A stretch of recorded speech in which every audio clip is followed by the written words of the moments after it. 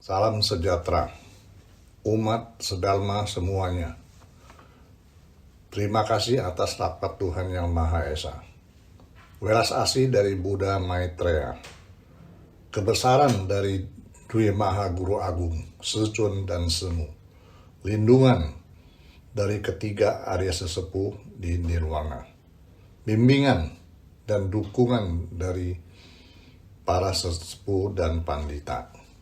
Pada kesempatan ini, Hosea mendapat kesempatan mengikat jodoh yang baik bersama dengan umat sedalma semuanya. Hari ini, Hosea mendapat kesempatan untuk membawakan Luan Yi Xie Pian Di Se Chang bab yang ke-10. Hosea bacakan sekali. 论语谢耳篇第10章，子禽问于子贡曰：“夫子之以斯邦也，必闻其政，求之矣。一以之矣。”子贡曰：“夫子闻良恭俭让以得之。夫子之求之也，其诸于夫人之求之矣。” Bab ini adalah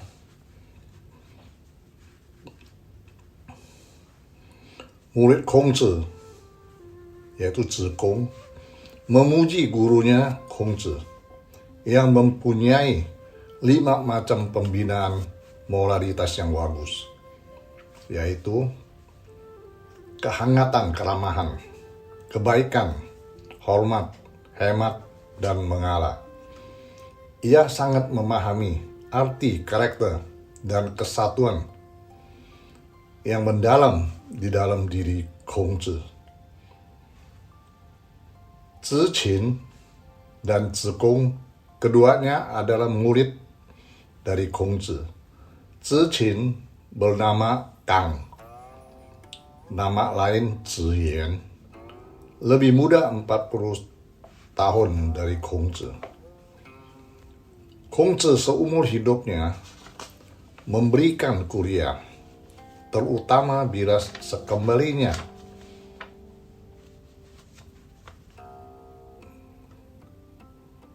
Kongzi dari keliling ke negara lain, fokus memberikan perhatian dan ajaran kepada generasi baru. Maka itu murid-muridnya masih muda-muda. Sedangkan Zikong adalah salah satu murid yang berkarakter paling menonjol di antara murid-murid Kongzi. Pada paragraf ini adalah pembicaraan antara Ziqin dan Zikong. Suatu hari, Ziqin menanya pada Zikong dengan suara rendah menanya, "Hai Zikong, aku mau tanya pada kamu, bahwa guru kita," maksudnya Kongzi, "setelah sampai ke suatu negara, apakah selalu menanyakan masalah politik rakyat negara itu? Guru ingin menjadi seorang pejabat atau ingin memberikan sesuatu pendapat kepada negara itu supaya negara itu kelak menjadi kuat dan makmur?" Zikong jawabnya sangat pintar. Ia mengatakan,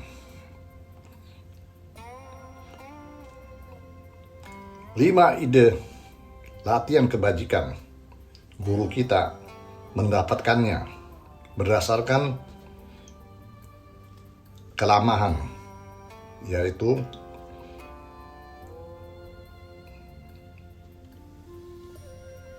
kebaikan, hormat, hemat, dan mengalah." Saudara Ziqin, guru bukan seperti perkiraan umum kalian terhadap sesuatu pekerjaan selalu mengesampingkan orang lain, merebutnya untuk dikerjakan sendiri. Sedangkan guru selalu mengalah kepada orang lain. Setelah tak bisa mengalah, barulah dikerjakannya. Kalau kalian berpikiran guru hanya ingin mendapat jadi seorang pejabat, pasti dengan orang awam yang berkeinginan menjadi seorang pejabat, mencari pekerjaan, mencari nama besar, jalurnya dengan guru pasti beda sekali.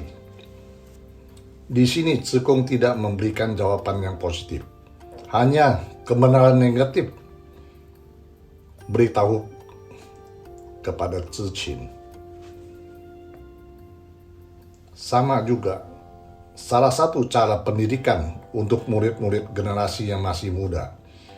Cara ini untuk mencerahkan pikiran, tidak membuat jawaban yang positif, untuk orang yang diajar bisa pikirkan sendiri dan menilainya sendiri.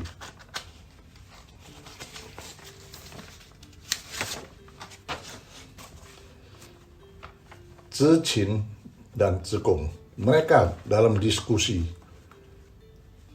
berbincang tentang guru Kongzi. Guru pergi ke setiap tempat. Di sana pasti dapat mendengar sisi mereka punya politik, adat, keadaan rakyatnya. Ada orang beritahu ke guru.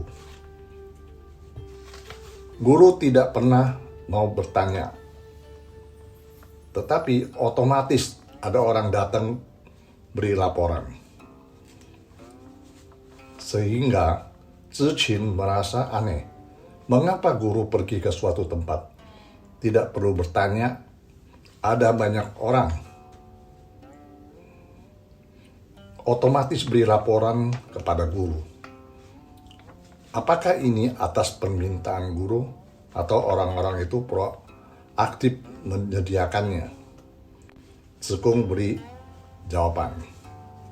Tze-Kung berkata, guru berdasarkan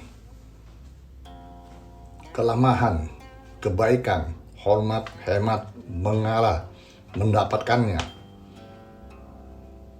Apa yang guru inginkan semuanya berbeda dari apa yang diinginkan orang banyak.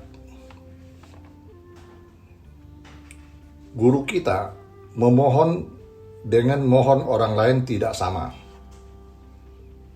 Bagaimana guru bisa mendapatkannya? Guru dengan pembinaan kebajikan mendapatkannya.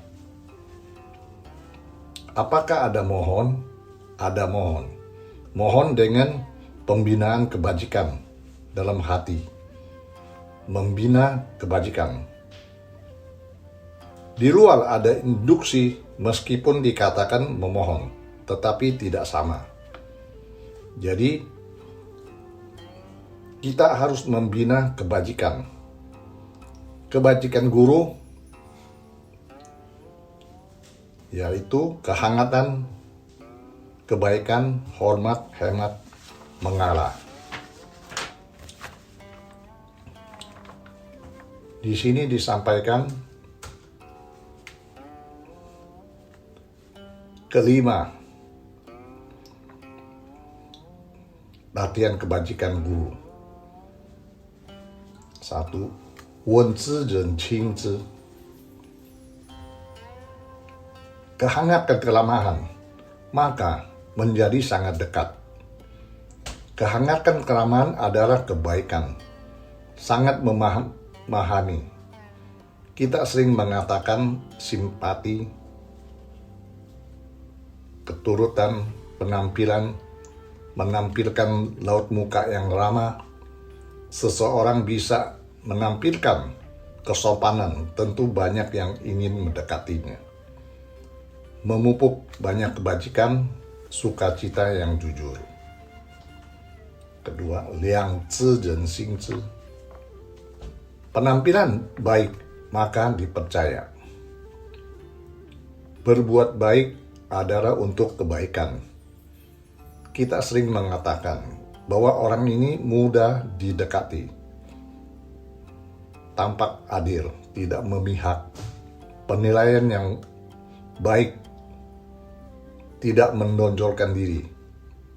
Ini baru bisa mudah didekati orang, adil dan jujur. Maka ini membuat banyak orang mempercayainya,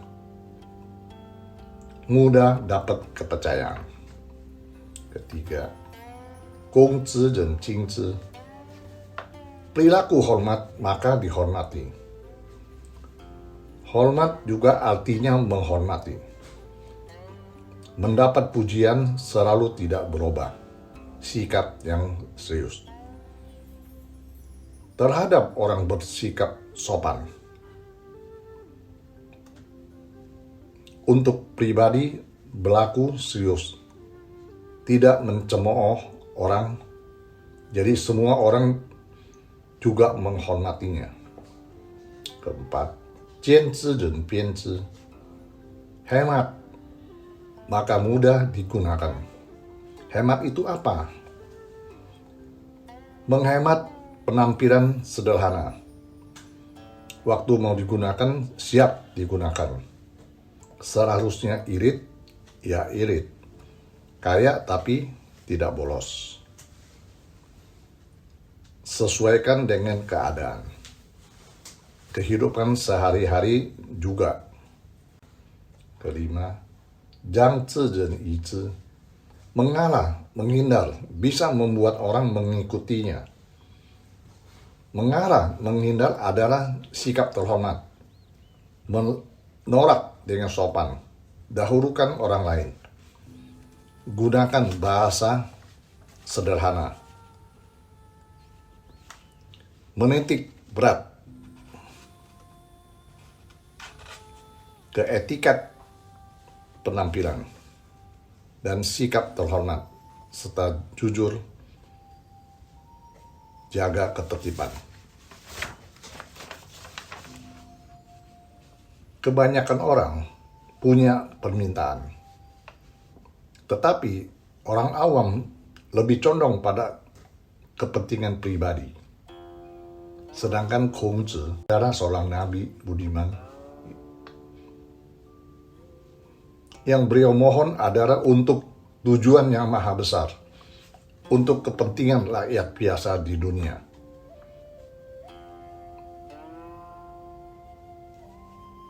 Beliau harap rakyat di seluruh dunia semua dapat berbagi di dalam harmoni dunia, mendapatkan kehangatan dan keamanan.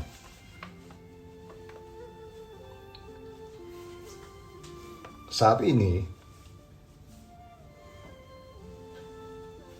menganggap Kongzi adalah orang yang bisa dipercaya. Kamu memberitahukan Kongzi kesulitan negara. Kongzi juga tidak asal pergi bagian timur atau ke bagian barat. Kamu beritahu Kongzi metode apa yang dilaksanakan negara sekarang. Ada masalah, tanya pada Kongzi. Dengan tulus akan dijawab oleh Kongzi. Dan kamu juga percaya Kongzi pasti ada jalan keluarnya. Maka baru diajukan tanya ke Kongzi. Bahas bersama Kongzi. Dapat dipercaya memiliki dua arti. Percaya pada Kongzi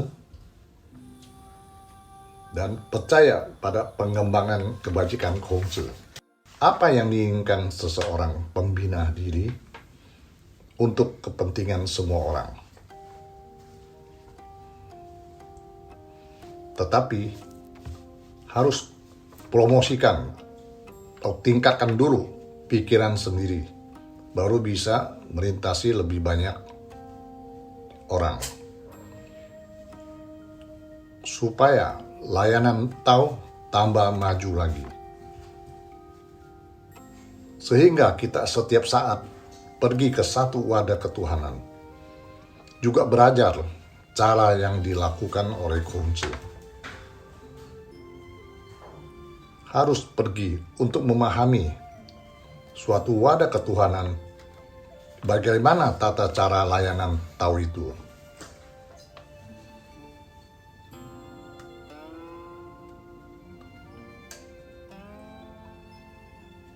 Bahkan bukan saja bisa memberikan beberapa nasihat, tetapi juga bisa serap dengan benar beberapa praktekan yang efektif untuk mendorong dan memajukannya pada wadah ketuhanan kita sendiri. Dan dengan cara keramahan, kebaikan, hormat, hemat, dan mengarah, kelima kebajikan ini benar-benar masukkan ke dalam wadah ketuhanan kita untuk dilaksanakan, supaya para umat lebih tulus, lebih banyak membina diri, lebih bersopan santun, lebih merasakan sebagai seorang pembina diri, baru dapat kepercayaan dan tumpuan pihak lain, sesama bisa saling belajar. Belajar pada Khongzhi 5 praktek kebajikan dalam pembinaan diri. Kehangatan, keramahan, selalu dalam posisi senyum, 30% senyum dalam keramahan, baru memiliki hati ramah terhadap umat. Bagaimana saudara ciptakan keramahan wadah ketuhanan yang damai, kebaikan, mempunyai sebuah hati yang baik dan jujur, hati welas asih, sendiri tidak melakukannya, jangan lakukan pada orang lain. Sebagai terhormat, selalu menghormati dewa dewi Buddha, menghormati sesepuh, pandita, dan senior. Betul-betul mentaati tata cara dalam wadah ketuhanan. Selalu hemat, tidak bolos. Tidak serakah dengan berbicara. Hemat kebalikan dari boros. Pemborosan itu aktif, penghemat begitu tenang. Pemborosan itu sangat sulit, penghemat itu mudah. Pemboros sangat riskan, penghemat sangat sederhana. Mengarah, menghindar. Harus mendorong semangat mengambil alih. Sopan kepada orang lain adalah sifat kebajikan.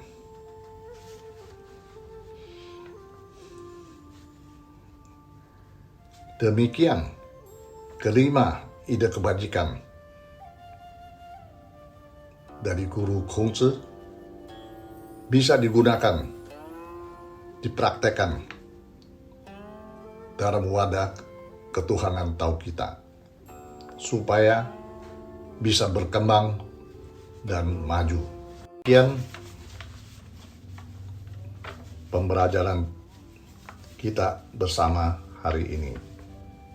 Semoga Dharma ini bisa bermanfaat untuk kita semua. Bila ada perkataan yang salah, mohon pengampunan dari Tuhan Yang Maha Esa. Bimbingan dari Pandita.